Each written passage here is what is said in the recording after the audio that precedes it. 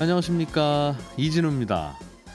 요즘 지구촌의 관심이 월드컵에 쏠리고 있는데요. 월드컵, 올림픽, 그리고 지구촌 3대장에 들어가는 또 하나의 축제, 바로 엑스포가 있지요. 엑스포는 세계 여러 나라가 참가해서 각국의 생산품을 함께 전시하는 국제 박람회인데, 이 엑스포를 2030년에 우리나라의 부산이 유치하기 위해서 본격적인 준비에 돌입하고 있습니다. 오늘 역사 속 경제 이야기 시간에는 엑스포라는 행사의 역사적 장면들 쭉 한번 살펴보겠습니다. 우리가 즐겨 마시는 커피 한 잔, 와인 한 잔, 이런 것들이 지구 반대편에서 우리 집 식탁 위 도착하기까지 물류 창고에서부터 트럭 행렬이 끊임없이 이어지고 있는데요. 그래서 모든 물품에는 여러 가지 비용이 포함되어 있지만 대표적인 게 이동과 보관에 들어간 물류비입니다. 이 물류 체계를 잘 이해하고 부가가치를 높이는 가공업을 키우는데 우리 앞으로의 기회가 있다는 분석도 있습니다. 오늘 체크리스트 시간에는 이런 내용을 담고 있는 나는 커피를 마실 때 물류를 함께 마신다라는 제목의 책을 함께 읽어보겠습니다. 손에 잡히는 경제 플러스 광고 듣고 시작합니다. 부산시가 2030년 엑스포 유치를 위해서 도전장을 내밀고 준비하고 있습니다. 올해 연말까지 총회에서 회원국 투표로 개최지가 결정될 예정인데, 오늘 역사 속 경제 이야기 시간에는 엑스포라는 행사가 어떤 행사인지 또 어떤 역사를 갖고 있는지 들어보겠습니다. 역사하면 이분, 역사 스토리텔러 썬킴 씨 나오셨습니다. 어서 오세요. 감사합니다. 역사하는 하면 이분, 정말 가슴에 와닿는 소개네요. 네. 예. 안녕하십니까, 썬킴입니다. 네. 썬킴 선생님은 어디 가시면 썬 선생님 이렇게 부르시는 분들은 혹시 없습니까? 썬킴이라고 이제 해주시면 감사한데, 예. 가끔씩은 샘킴이라고 하시는 분들이 계세요. 그럴 때마다 저는 그분은 요리사고요. 저는 썬킴입니다. 네. 썬킴 선생님 고향이 부산이라고 부산이죠. 들었어요. 네, 갈매기죠. 예. 그 고향 부산시가 엑스포 유치에 나섰는데. 유치를 해야 되겠죠. 2030. 네. 네. 이정재 씨뿐만 아니라 다이너마이트 BTS도 이제 홍보대사죠. 네. 예. 엑스포 하면 뭐가 좋아요? 부산시가 엑스포를 왜 유치하려고 합니까? 라는 질문을 굳이 드리면, 아까 기자님께서 말씀하신 것처럼 전 세계 3대 빅 이벤트거든요. 월드컵, 올림픽, 엑스포인데 많은 분들이 엑스포가 뭐 하는지, 어떤 행사인지 잘 모르시는 분들이 계세요. 네. 뭐 막연히 그때 대전에서 엑스포 했었지, 예. 여수에도 했었어. 엑스포는 간단하게 말씀드려가지고 만들어진 그 목적 자체가 그 나라의 기술, 산업을 자랑하는 이벤트예요. 우리는 이런 것도 만든다. 네. 이런 제품도 생산 가능하다. 기술을 과시하는 이벤트로 탄생을 했습니다. 전시회 박람회. 전시회 박람회죠. 뭐 게임하는 게 아니라. 무슨 게임이요? 그 월드컵, 올림픽은 뭐라도 하잖아요. 약간 게임이라고 볼 수도 있겠지. 예를 들어가지고 우리 제품은 이런데 영국 너희 제품 뭐냐? 약간 경쟁이라고나 할까? 전시회. 엑스포가 무슨 뜻일까요? 일단은요. 뭐의 약자입니까? 약자죠. 엑스포라고 해서 X가 4개 있다가 아니라 예. 죄송합니다. 아침부터. 네. 우리 이 기자님도 저와 같은 세대다 보니까 예전에 만국박람회란 표현 기억나시죠? 예전에는 그렇게 불렀다고 들었어요. 뭐. 그렇죠. 뭐 옛날에 우리 대한제국도 만국박람회에 참가를 했었고. 네. 그러니까 만국박람회란 표현이 이제 원래 일본에서 만든 표현이다 해가지고 이제 만국박람회란 표현을 쓰다가 다음에 이제 세계박람회로 우리 이름을 바꾸자, 우리나라에서 했다가 약간 영어로 한번 바꿔보자 해서, 박람회가 영어로 엑스포지션이잖아요. 네. 그래서 엑스포지션에 앞머리만 따가지고 엑스포라 부르자 해서 엑스포가 된 거죠. 그렇게 해서. 그러니까 결국엔 만국박람회, 세계박람회, 엑스포가 다 같은 행사죠. 그러면 그거는 여기저기서 박람회 비슷한 전시회는 많이 열리잖아요, 전 세계에서. 열리죠. 지금도 뭐 열리고 있고. 그렇죠. 무슨 엑스포라고 해서 유아용품 엑스포, 네. 자동차 엑스포, 뭐 그렇게도 붙이더군요. 뭐 건축 엑스포 이런 식으로. 예. 그런데 엑스포라고 하는 어떤 공식 행사는 따로 정해져 있는 겁니까? 이게 국제 박람회 위원회라고 있는데 예. 거기서 인정해주는 엑스포가 딱 2가지가 있어요. 인정 엑스포랑 그다음에 등록 엑스포가 있는데 인정 엑스포 같은 경우에는 그냥 우리가 열겠습니다. 네, 여십시오. 예. 그 위원회에서 오케이 인정해 준 거예요. 근데 등록 엑스포는 정식 절차를 거쳐가지고 예. 5년에 한 번씩 정기적으로 열리는 박람회가 있거든요. 그게 등록 엑스포예요. 굳이 따지면은 인정 엑스포는 마이너리그, 예. 등록 엑스포는 메이저리그인데 우리가 지금까지 열었던 대전 엑스포랑 여수 엑스포는 예. 인정 엑스포였어요. 마이너리그. 아, 우리 이거 하면서 엑스포라고 부를게요. 오케이. 아, 요리 올림픽 뭐 이런 거네요. 그러니까. 그렇죠. 굳이 따지면. 이번에 2030 부산에 유치하려는 그 엑스포는 등록 엑스포거든요. 예. 우리나라 첫 등록 엑스포 시도입니다. 그거는 좀 더 인정해주는? 인정뿐만 아니라 어떤 차이가 있냐면 그 인정 엑스포, 대전 엑스포나 예. 여수 엑스포 같은 경우에는 예. 개최국이 부지랑 각 국가관을 다 예. 지어줘요. 영국관, 미국관, 프랑스관 이거를 우리가 지어줘가지고 예. 유무상 임대를 해주는데 등록 엑스포는 부지만 제공합니다. 그러니까 프랑스, 영국 등등등이 자기네 알아서 나라가 와서 자기 돈으로 지어야 돼요. 권위가 느껴지네요. 권위가 느껴지죠. 우리가 별로 애쓰지 않아도 우리 되는. 땅만 빌려줘. 부산은 땅만 빌려주면 돼요. 그렇게 너희들이 해서. 와서 지어라 이거죠. 그렇군요. 이게 그럼 오래오래 역사를 갖고 있는 행사입니까?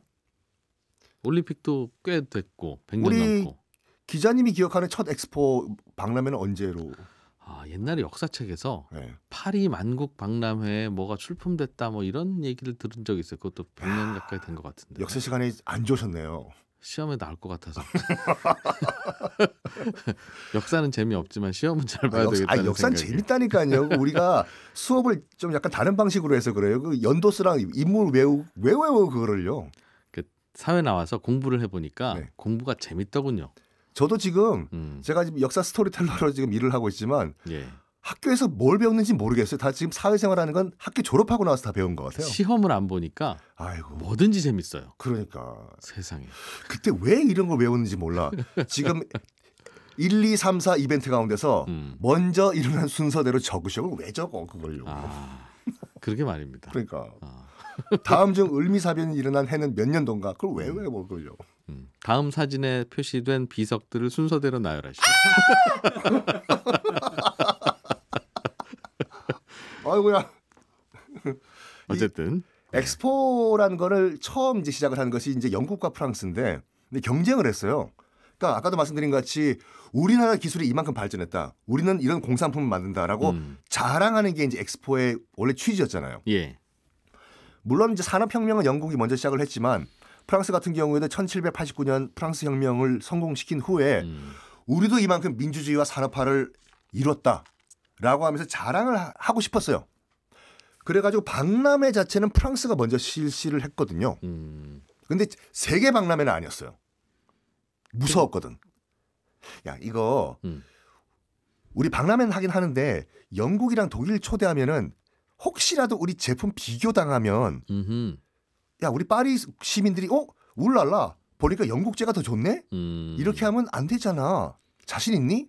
울랄라 아직까지 자신 없는데요? 그럼 우리끼리 프랑스 국내 박람회 하자. 네. 요걸 한 거예요 프랑스는요.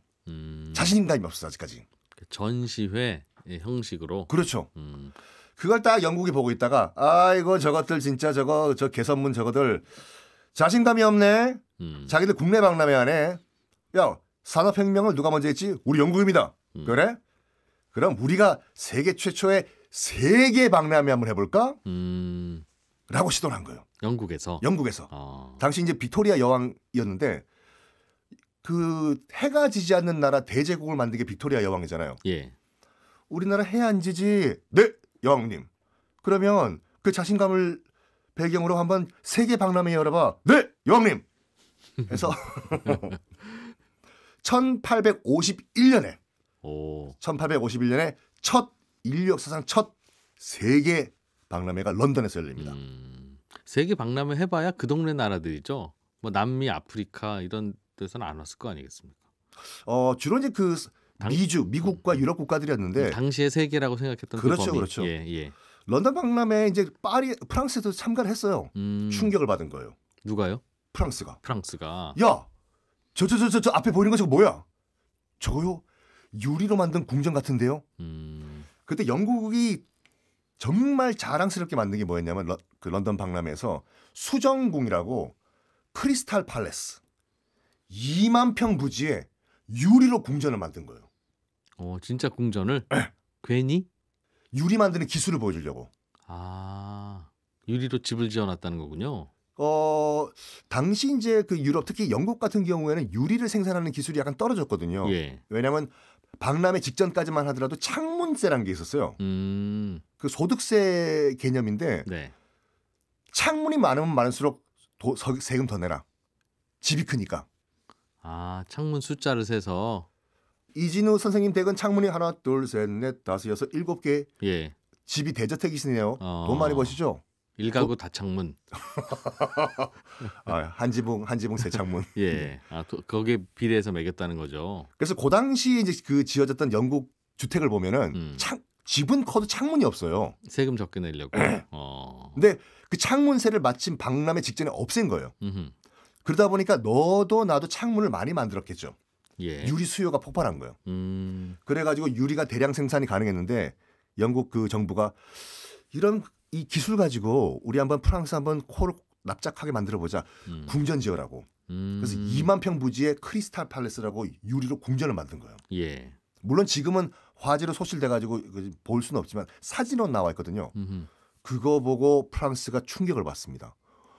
우와, 우린 뭘 만들어야 되나? 그래가지고 다시 돌아와가지고 우리도 열자 빨리 세계 박람회. 언제 여냐? 야, 우리 혁명 언제 일으키냐? 1789년입니다. 100주년이 언제 되냐? 계산해 보십시오. 야, 네가 계산해. 100 더하면 되지 않습니까? 1889년이잖아요. 예.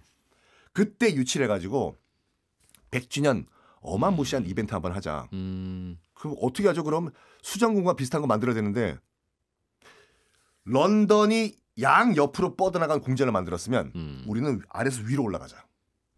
높게 지으라는 거예요? 높이 지어라. 인류 역사상 가장 높은 구조물을 만들어라.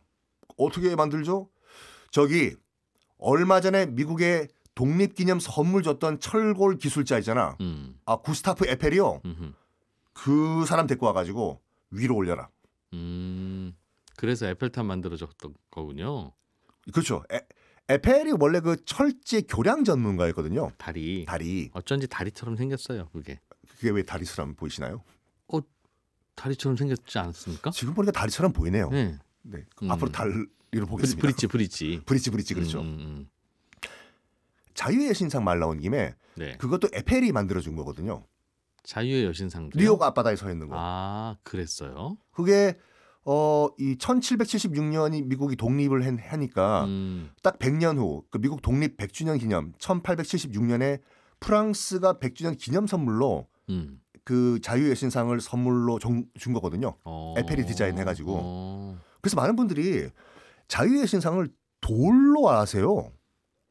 뭘로 생각하는 겁니까? 그럼 석조 구조물로 알고 계시거든요. 그 쇠예요, 쇠. 아, 철이에요? 네. 오, 전체가 다? 전체가 다. 야, 그 부드러운 그 곡선들이 다 철로 만들어졌다고요? 당연히 안쪽은 다 철제 구조물이고 밖에 있는 그 곡선, 네. 그것도 쇠예요. 아, 철판으로 만든. 철판에 페인트 칠한 거예요, 그거요. 아, 그렇군요. 네. 자석이 붙는다. 역시 이 기자님 다르시구나. 분명히 또 나중에 또 뉴욕 가시면 그거 할걸요. 자석 붙는다. 자석을 던져보면 딱 붙어서 안 떨어질 거 아니겠습니까? 야, 다음에 여러분 뉴욕 출장 가시면 한번 꼭 한번 해보십시오. 그거. 예, 뭔가 붙어있으면 제가 던진 걸로. 하여간 에펠에게 이제 그 문의를 해가지고 이제 위로 올려라 해서 이제 만들어진 것이 이제 그 높이 200m짜리 이제 에펠탑인데 박람회 때 어마어마한 반발을 불러일으켰습니다. 눈에 가시라고. 저거 뭐냐? 보기 싫다 이거죠? 뭐 개선문 등등이 아름다운 석조물들이 있는 파리 시내에 시커먼 쇠 기둥이 올라가니까 저거 뭐냐고. 빨리 철거하라고. 특히 이제 모파상 아시죠? 예. 문인 모파상 같은 경우에는 정말 싫어했거든요. 에펠탑이. 그래가지고 집을 구할 때마다 에펠탑이 안 보이는 방향의 집을 구했고 또 매일 점심은 에펠탑 안에 있는 식당에서 먹었어요. 그건 왜요? 에펠탑 안에서 먹으면 에펠탑이 안 보이니까. 좀 볼성사납게 생겼다고 보면 또 그렇게도 생겼죠. 그렇죠. 그래서 이제 그 에펠과 계약이 어떻게 됐었냐면 이제 20년 후에 철거하는 걸로 돼 있었는데 변수가 하나 터진 거예요. 그 1914년도에 이제 1차 세계대전이 터지면서 이게 통신탑 역할을 하게 됐고 예. 전쟁 끝난 다음에는 라디오 송수신탑 또 TV 송수신탑 예. 으로 계속 활용을 하다 보니까 이제 눈에 익은 거죠. 하다 보니까 흉물에서 지금은 파리의 상징이 됐습니다. 됐다. 엑스포는 몇 년에 한 번씩 열립니까? 올림픽은 4년, 월드컵도 4년. 이번에 이제 부산이 유치를 하려고 하는 등록 엑스포 네. 같은 경우는 5년에 한 번씩 열리고 5년에 한 번. 5년에 한 번씩 열려서 6개월간 열리고 네. 그러니까 이제 대전과 여수가 그 유치를 했던 인정 엑스포 같은 경우에는 등록 엑스포가 열리는 그 가운데 딱 중간 지점에서 열리고 2년 반. 네, 3개월만 할 수가 있습니다. 아, 그것도 2년 반에서 딱 한 번씩만 하는 거네요. 그러니까. 그렇죠. 여기저기서 알아서 하는 게 아니라. 그렇죠. 그 대전 엑스포에서 처음으로 도움이란 말이 탄생한 거 아시죠? 아, 그렇습니까? 아유. 도와주는 분들? 그때도 대학생 있었잖아요. 예. 그때도 살아 있었는지 모르겠습니다. 그렇죠. 벌써 30년 전인데 참 저희 막 오래 살았어요. 도움이. 그러니까 지금은 절대로 뭐 이 약간 그 정치적으로 올바른 표현이 아니기 때문에 쓰면 안 되지만 안내양 이런 표현을 국제 행사에서 쓰긴 좀 그렇다. 그렇다고 해서 영어로도 쓰기 좀 그렇고 순 우리말 그때 공모전을 했었거든요. 그러니까 도움을 주는 안내할 수 있는 그런 여성분 이란 뜻으로서 처음으로 공식적으로 도움이라는 표현이 그때 등장을 했었죠. 안내원 그랬으면 됐을 텐데. 그때는 좀 뭘까 세련된 우리말 표현을 원했던 것 같아요. 그때 또 트렌드였죠. 그렇죠, 네. 뭐든지 우리말로 바꿔서 네. 해보면 멋있어 보이는. 그렇죠. 파리 박람회입니까? 어때? 박람회에서 아이스크림 우리말로 하면 얼음 보숭이. 그건 북한 말이죠. 우리 대한민국 헌법에 네. 우리나라 영토는 한반도와 그 부속 도서로 한다고 되어 있기 때문에 그 나라도 우리나라고 그 나라 말도 우리나라 말이에요. 아주 반박을 못하겠죠. 야, 반박을 못하겠네요. 어쨌든 네. 아이스크림 제가 제일 좋아하는 음식. 입맛이 굉장히 이렇게 아동틱하세요. 사실 어른들이 창피해서 그렇지 아이스크림보다 더 맛있는 게 어디 있습니까? 솔직히 트럼프 전 대통령도 네. K-삐삐 치킨을 매일 먹고 그 워렌 버핏 그 할아버지도 지금 체리맛 나는 그 탄산음료 콜라 매일 드신다지 않습니까? 그 아이스크림 콘 아이스크림 네.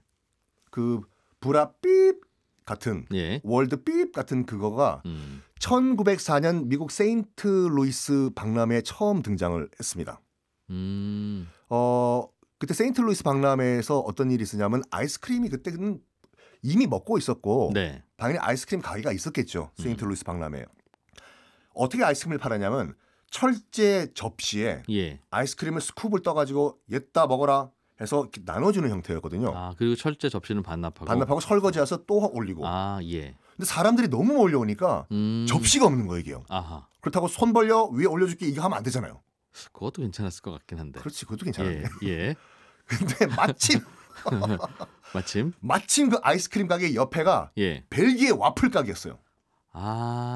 여보시오, 그 와플 남는 거 있으면 몇 개 좀 주시오. 빨리. 거기 받침대를 좀 써야 되기 때문에 알았어. 그래서 와플을 갖고 와가지고 그 위에 아이스크림을 올려줬는데 이게 대박이 납니다. 이야.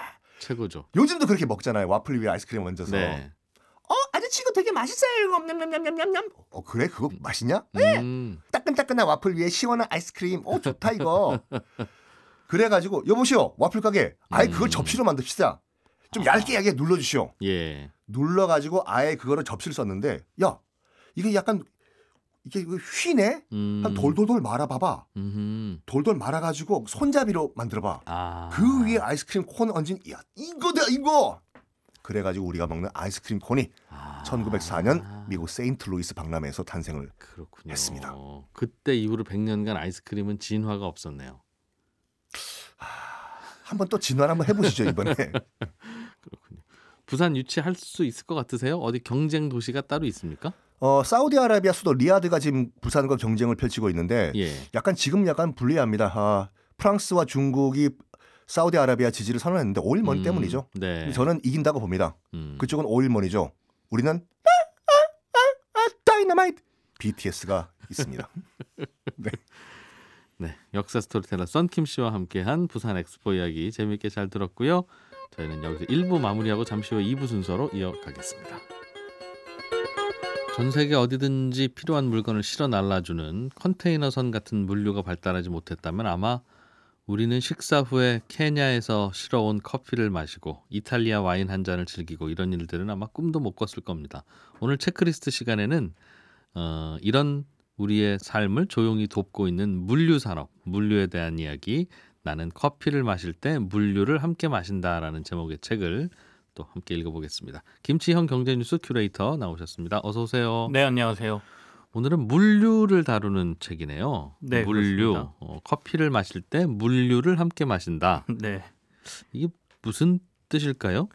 어려운 얘기는 아니고요. 커피 가격에 꽤 많은 물류비가 포함되어 있다 이런 얘기입니다. 뭐 이게 뭐 비단 커피만을 말하는 건 아니고 예. 모든 물건이 그렇지 않습니까? 근데 커피만 가지고 얘기를 해보면 예.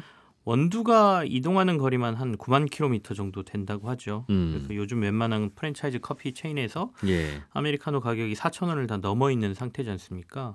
그러면 이제 종종 커피 원두 가격이 오르면 커피 가격도 오른다 이런 얘기 나오지만 사실 원두가 커피 가격에서 차지하는 비중은 한 10% 정도밖에 안 되거든요. 실제로 정확히 얘기하면 한 5에서 7% 수준 정도 되는 것 같아요. 그럼 4,000원 치면 4, 5, 한 200원 정도? 네, 그렇죠. 2, 300원. 예. 예. 그러니까 뭐 인심 써서 투샷 넣는다라고 하고 그러면 예. 원두가 한 18g 정도 들어가거든요. 요즘 원두 시세가 국제 시세가 파운드당 한 2.5센트 정도가 가장 고점이었으니까 이걸 대충 계산해 보면 아까 말씀하신 500원 이하 정도의 가격이 나옵니다. 이제 여기에 매장 운영비, 근로자 임금 마케팅비 뭐 이런 것들도 있겠지만 예. 물류 과정의 비용이 상당하다 이런 얘기입니다. 그래서 우리가 결국 커피 한 잔에 가격에 꽤 많은 물류비를 부담하고 있다 이런 얘기가 되겠습니다. 생각해 보면 물류비라고 하는 게 뭐 사실 커피뿐만 아니라 모든 물건이 다 그렇죠. 예를 들면 고등어. 네, 우리 식탁까지 오려면 그 가격이 다 물류 비용 아니겠어요? 맞습니다.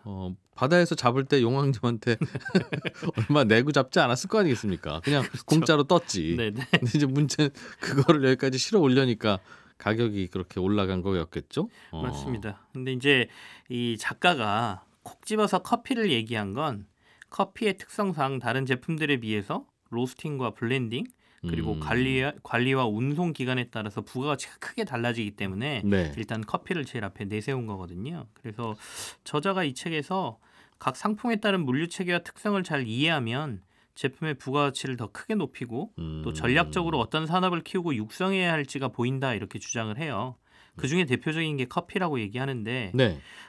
아까 말씀드린 것처럼 커피 원두가 한 9만 킬로미터를 이렇게 이동한다고 했지 않습니까? 그래서 커피는 9만 킬로미터를 달려온 원두들의 융합 상품이다 이런 표현도 쓰는데 특히 우리나라가 가공무역이 강점인 나라니까 커피를 좀 눈여겨봐야 할 상품이라고 말합니다. 그러니까 단순 제조보다 훨씬 부가가치를 높일 수 있는 상품이다 이렇게 얘기하죠. 어차피 커피는 원두 가격은 커피 한 잔에 들어가는 게 4,500원 정도니까 네네. 커피로 돈 벌려면 땅에 커피를 심어야 되는 건 아니고 그 다음에서 뭔가를 개선할 점을 찾아보면 되겠다. 그러면 부가가치가 굉장히 높아진다는 건데요. 예. 커피의 특성 중에 재밌는 게 있더라고요. 저는 이제 커피를 마시기만 했지 사실 원두의 특성이나 이런 건 잘 몰랐는데 저도 밥을 먹기만 했지 벼농사는 전혀 모릅니다. 네. 예. 그러니까 커피콩 그러니까 원두죠. 11에서 14% 정도의 수분 함량을 유지하면 이 원두가 휴면 상태가 된다고 해요. 휴면 상태가 뭐예요? 그러니까 특성이 그대로 남아 있는 상태. 그래서 이 수분 함량이 그 이상이면 커피가 호흡 상태로 바뀌어서 효소 활동이 일어나고 점차 상품의 질이 떨어진다는 겁니다. 커피콩은 좀 말려야 된다. 말리는 게 아니라 11에서 14% 정도의 수분 유지가 돼야 된다라는 겁니다. 그래서 커피에는 3회 법칙이라는 게 있는데 잘 건조된 원두는 3년, 그다음에 로스팅된 원두는 3개월, 분쇄된 원두가루는 3일 이내에 소비해야 원래 맛 손상이 없는 상태로 유지가 된다는 거죠. 네. 이 얘기는 다시 말해서 그만큼 물류가 중요하다는 얘기로 바로 연결되지 않습니까? 그러니까 여기에 이제 맛과 향을 위해서 강하게 또는 중간 정도 또는 약하게 원두를 로스팅하고요. 또 이 원두가 브라질, 자메이카, 케냐 어디서 왔느냐에 따라서 또 약간 맛이 다를 거지 않습니까? 이걸 서로 또 블렌딩을 어떻게 하느냐에 따라서 특성이 달라지는 제품이기 때문에 가공이 필수다. 그래서 이 가공에서 어떻게 로스팅을 하고 또 어떻게 블렌딩을 하느냐에 따라서 부가가치가 10배 이상 높아진다는 것이죠. 그래서 우리가 잘 다니시는 뭐 별다방 같은 데 가서 커피를 자세히 들여다보면 네. 브랜드는 뭐 브라질, 케냐, 뭐 아라비카산 뭐 커피 이렇게 써 있지만 제조하는 곳은 딱 4곳의 공장에서 별다방 커피는 만들어진다고 하는데요. 더군다나 3곳은 미국의 시애틀에 있고 나머지 한 곳은 유럽의 암스테르담. 딱 여기서 굉장히 능력 있는 바리스타들이 이 커피를 딱 블렌딩해서 판매하고 있다는 것이죠. 그럼 그거를 전 세계 스타벅스 매장에 보내면 커피를 내려주기만 하는 거예요? 네. 그래서 1년의 물류비만 스타벅스가 1조 원가량을 쓰고 있다. 이렇게 얘기를 하네요. 그럼 로스팅된 원두가 매장으로 온다는 거네요. 그럼 그 말씀하신 대로 3개월 안에 다 팔아야 네, 소비하는 거죠. 그래야 신선하다. 네. 그래서 우리나라도 이걸 참 했으면 좋겠는데 제도적인 걸림돌 때문에 이게 사실 잘 안 되고 있다라고 예. 하면서 핵심이 관세법의 손모율이다 이렇게 또 얘기를 합니다. 손모율이 뭔데요? 손모율은 화물이 들어온 후에 다시 수출되거나 국내로 반입될 때까지 예. 그 밀수나 탈세 등을 방지하기 위해서 동일한 중량이 유지돼야 된다는 규정입니다. 그러니까 다시 말해서 조금 쉽게 설명드리면 수출품을 생산하는 과정에서 발생하는 원료의 손실량을 백분율로 나타내는 것이죠. 네. 가져오고 난 다음에 가공해서 빠져나갈 때 질량이 얼마나 줄었느냐 이걸 백분율로 나타내는 거예요. 네. 그래서 커피로 제가 다시 설명을 드려보면 우리나라는 FTA를 여러 국가들하고 맺었기 때문에 예. 공항이나 항만 인근 자유무역지대에서는 무관세로 원두를 들여올 수 있거든요. 네. 그러면 이건 이제 가공해서 팔면 더 높은 가격을 받으니까 네. 이익이 많이 날 거지 않습니까? 근데 커피의 생두를 수입해서 보관하면 6개월에서 1년 동안 보통 가공해서 보관을 하는데요. 네. 이때 1~2% 정도의 중량 감소가 자동으로 일어나고요. 마르니까. 예. 예. 로스팅하면 12에서 14% 정도 또 감소를 하고. 볶으니까 가벼워지겠죠? 네. 예. 그렇게 되면 자유무역지대에서 수입할 때 100kg이었던 커피가 1년간 보관했다가 가공해서 나갈 때는 80kg이 된다는 거예요. 저울에 달아보면. 그러면 아까 말씀드린 대로 손모율이 떨어지는 거지 않습니까? 20% 정도가 나오지 않습니까? 그러면 20%에 해당하는 손실분을 세금으로 내야 됩니다. 그러니까 보세 창고에다가 쌀 100kg를 갖다 놓고 있다가 다시 그 쌀 수출하려고 합니다라고 할 때 저울 달아봐서 네. 야 50kg밖에 안 되잖아. 50kg는 어디 빼돌렸네. 이건 예, 관세네. 예. 이런 식으로 해왔다는 거죠. 예, 이게 지금도 적용되고 있어서 커피를 굳이 들여와서 가공을 해봐야 세금을 많이 내기 때문에 이 산업이 지금 안 크고 있다라는 거고요. 가공해서 수출하면 좋은데 우리도. 네, 얼마든지 잘할 수 있는 산업이다라고 얘기를 하는데 예. 아몬드하고 직접 비교를 합니다. 그러니까 아몬드는 아직 커피 시장만큼 크지 않아서 물론 수출 증가율이 크게 나올 수는 있지만 2010년 이후에 수출이 우리나라가 아몬드가 8배 증가했거든요. 우리나라가 아몬드를 수출해요? 네, 굉장히 많이 가공해서 수출한다고 합니다. 그럼 아몬드를 사서? 예, 원산지에서 사가지고 와서 예. 우리나라에서 가공하는 거예요. 무슨 가공을 하죠? 아몬드를? 생각해 보시면 허니버터 아몬드, 뭐 와사비 아몬드 이런 거 있지 않습니까? 봤어요, 알아요. 네, 이거 누가 먹나 싶지만 외국 사람들이 먹어보고 맛있다고 굉장히 많이 사간답니다. 그러면 우리나라는 그 아몬드를 수입해 와서 그 맛있는 거 코팅해서 다시 파는데. 네네. 이것만으로도 1kg당 지금 아몬드가 한 9,000원 선인데 예. 이 아몬드 원두를 가공을 거치면 한 15,000원 정도까지 받을 수 있으니까 한 40% 정도의 부가가치가 업이 되는 거잖아요. 예. 뭐 아까 커피 원두하고 비슷하게 아몬드가 생산지하고 가공지하고 소비자가 완전히 분리된 시장 구조거든요. 근데 이 아몬드는 손모율에 영향을 안 받기 때문에 가공을 해도 이렇게 아까 수분이 날아가거나 이런 특성이 없기 때문에. 그럼 아몬드는 수입해다가 그거 가공해서 다시 팔 때 네. 수입 관세를 안 내나 보군요. 그러니까 아까 말씀드린 대로 자유무역지대로 가져와서 거기서 FTA와 관련된 무관세로 가져와서 하기 때문에 훨씬 더 이익폭이 커지니까 네. 아몬드 산업은 급격히 지금 성장을 하고 있는데 상품별로 표준화된 손모율 기준 등을 다시 만들 필요가 있다. 이것만 고쳐도 이 물류의 특성을 고려해서 커피 가공 이런 것들은 우리나라가 굉장히 잘할 수 있는 하나의 섹터가 될 거다. 이렇게 얘기를 하죠. 그래서 커피를 제일 먼저 얘기하고 있습니다. 이 책에서. 예. 콜드 체인도 들어보셨죠? 콜드 체인은 그 오렌지 주스 같은 거 살 때 보면 네. 네, 콜드체인으로 오렌지 주스가 나올 거라고는 전 예상을 못하고 써 있었어요. 그 코로나19 백신 때문에 아마 이 얘기를 들으셨다는 답이 나올 줄 알았거든요. 그러니까, 백신도 맞아요. 그 냉장 상태로 보관해야 되죠. 예, 모더나가 처음에 백신을 내놨을 때 이게 영하 70도 이하에서 유통이 돼야 된다 그래서 콜드체인을 갖춰야 된다 이런 얘기가 굉장히 많이 나왔습니다. 그래서 이제 콜드체인 얘기를 하면서 우리가 앞서 이제 선모율이나 뭐 이런 것처럼 잘할 수 있는 분야 중에 하나가 결국에는 이 콜드체인 분야의 물류를 우리나라가 굉장히 잘할 수 있을 것 같은데 이게 앞서 말씀드린 것처럼 그 의료 이런 부분하고 굉장히 연결돼 있다 이렇게 얘기를 합니다. 예. 그래서 그걸 먼저 설명드리려면 냉동 냉장 컨테이너 종류부터 조금 알려드리면 재밌을 것 같은데요. 크게 세 종류로 구분된다고 하거든요. 예. 일반 리퍼 컨테이너, 그다음에 매그넘 플러스 컨테이너, 울트라 프리저 컨테이너 이렇게 세 종류로 구분을 하는데요. 일반 리퍼 컨테이너는 온도가 마이너스 30도에서 영상 30도 정도를 유지하는 컨테이너를 리퍼 컨테이너라고 하고요. 요거는 우리가 원하는 온도를 요 사이에서 맞춘다는 거죠. 네네. 예. 그리고 매그넘 플러스는 영하 40도에서 30도. 그다음에 울트라 프리저가 이제 초저온 컨테이너라고 불리는데 영하 60도에서 영하 10도 사이를 이제 유지할 수 있는 컨테이너라고 합니다. 아까 말씀드린 것처럼 의약품 중에는 네. 더 낮은 초저온이 필요한 것도 있고 그래서 참치 같은 경우에는 덩치가 너무 커서 네. 영하 50도 이하로 얼려야 속까지 다 언다고 해요. 아. 그래서 영하 30도로는 안 된다고 합니다. 그래서 이제 다양한 것들이 이제 필요한 거죠. 그래서 당연히 초저온 컨테이너가 비용이 비쌀 거 아닙니까? 예. 그래서 다른 일반 냉동 냉장 컨테이너보다 이 초저온 컨테이너 아까 말씀 울트라 프리저는 4배에서 8배 정도 비용이 비싸다. 운송비가. 네. 예. 그리고 전 세계에서 3곳 정도의 선사만 이걸 지금 현재 운용하고 있다. 1위 선사인 머스크. 뭐 최근에 선사들은 스위스 선사인 MSC가 1위로 올라갔다는 얘기는 있는데 어쨌든 이 책을 쓸 때는 머스크가 1위였던 것 같아요. 그래서 예. 머스크. 그다음에 3위 선사인 CMA CGM이라는 선사. 그리고 우리나라의 HMM 정도만 이 울트라 프리저를 사용할 수 있는데 이걸 좀 부가가치가 워낙 높기 때문에 우리나라가 적극적으로 좀 앞으로 힘을 쓰면 요 산업이 굉장히 커질 것 같다 이렇게 얘기를 하고 있습니다. 요게 수요가 많은 것 같다. 네. 그러면 배 만드는 회사에서 알아서 만들겠죠. 근데 이제 제조 비용이라든지 운영하는데 네. 워낙 노하우도 필요하고 아까 말씀드린 대로 비용이 좀 비싸지기 때문에 다들 쉽게 나서지는 못하고 있는 상황이지 않습니까? 예. 근데 우리나라가 최근에 아시겠지만 바이오 산업 분야를 굉장히 육성을 시키고 있지 않습니까? 그러다 보니까 이거하고 물류도 잘 맞아 떨어지는 것 같다.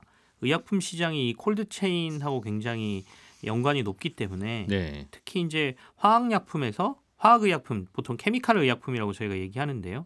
시장이 바이오 의약품으로 지금 성장세가 바뀌어가고 있다 보니까 바이오 의약품들 같은 경우에는 온도, 충격, 진동, 습도 또는 일사, 그래서 햇볕의 양 이런 외부 요인들을 전부 민감하게 받아들이고 또 조절을 해야 되는 약품들이거든요.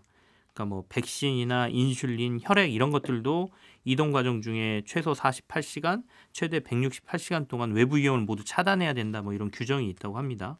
그래서 이 콜드체인하고 의약품 쪽을 잘 주목해 보자라는 얘기인데요.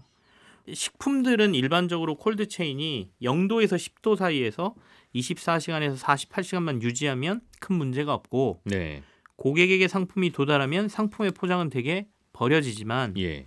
의약품은 관리가 훨씬 엄격하다는 것이죠. 그러겠죠. 중간에 온도 올라가면 폐기해야 되니까. 네, 그렇습니다. 그래서 뭐 그냥 드라이 아이스 같은 거 넣으면 안 되고 PCM이라는 특수 냉매 이런 것들을 집어넣어야 되고요. 예. 용기도 샘플 용기 이런 것들도 도착하고 난 다음에 다시 다 회기하거나 폐기 절차가 따로 있다. 네. 그래서 훨씬 더 까다롭기 때문에 이런 부분을 잘 활용하면 좋겠다라고 얘기하고 있고요. 그렇게 되려면 결국에는 우리나라의 KGSP라는 유통관리 기준이 있다고 해요. 근데 이게 아직 그 까다로운 규정까지는 정해지지 않은 상태여서 의약품 관리를 하고 물류하고 있는데 우리나라 시장에 지금 외국계 물류 회사들이 들어와서 네. 국제의약품 유통관리 규정으로 우리는 하고 있다라고 하면서 이 시장을 거의 장악하고 있다고 해서 우리나라도 이 기준을 좀 바꾸고 좀 더 까다롭게 만들어서 이 분야를 좀 육성시키는 게 앞으로 좋겠다 이렇게 얘기를 하고 우리나라는 의약품을 실어 나를 만큼 엄격한 규정을 지키는 업체들이 아직 없다.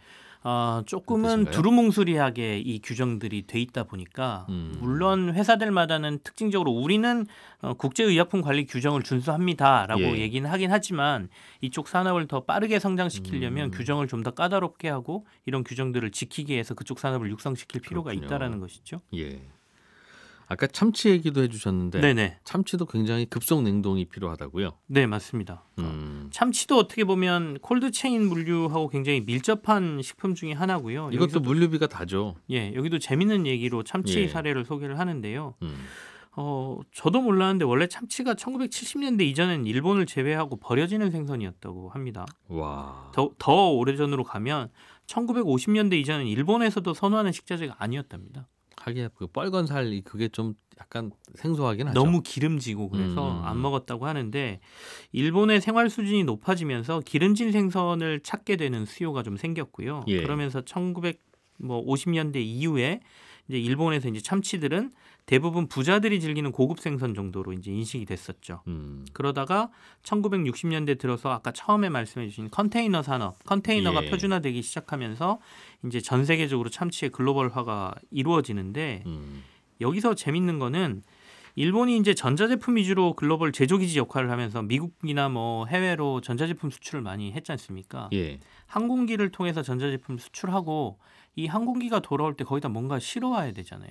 빈 비행기로 올 수는 없고. 네, 그래서 수입 물품을 이제 여러 가지를 조사하다가 캐나다 북동부 해안에서 버려지는 참치를 봤다는 거죠.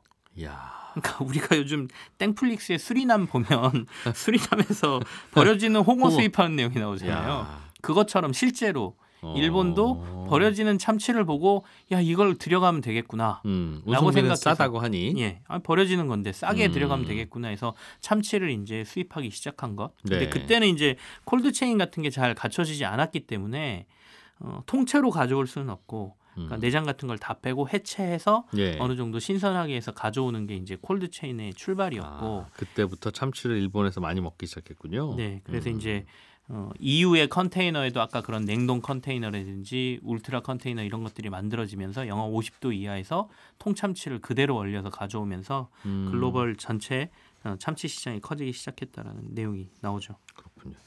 이 물류라고 하는 게 부가가치를 안 만드는 것 같지만 사실은 여기서 대체로 모든 부가가치가 다 만들어지고 이 산업을 잘 들여다봐야 우리가 또 좋은 먹거리를 찾아낼 수 있다는 이야기인 것 같아요. 김치형 경제뉴스 큐레이터와 함께 읽어봤습니다. 고맙습니다. 네, 감사합니다.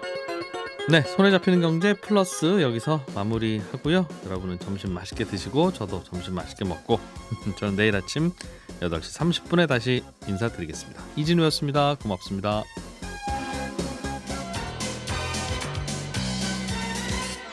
더 깊고 더 재미있는 경제 이야기 이진우의 손에 잡히는 경제 플러스